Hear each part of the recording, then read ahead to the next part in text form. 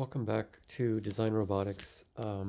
This week we're looking at shifting from flat movement of a brush or tool to aligned planes that will allow us to do much more complex trajectories with the robot.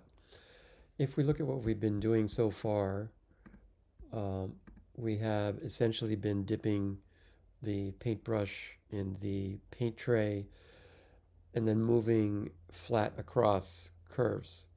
Even if these curves have a 3D profile, like a slight swipe profile, like the one in the middle, we are still bringing that brush straight down, as you can see in the middle example here. So this middle curve is actually dipping, but the brush is still moving perpendicular to the surface. So this is a very limited way of interacting with the robot, and it was simple to start off learning some of the Grasshopper tools, in particular this tool that we call horizontal frames.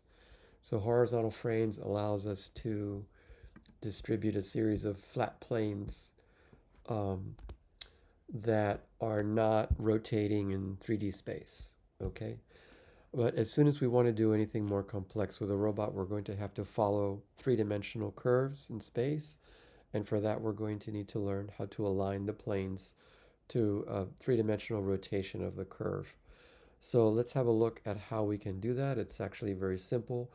It begins with shifting from the align planes tool to another component called perpendicular frames.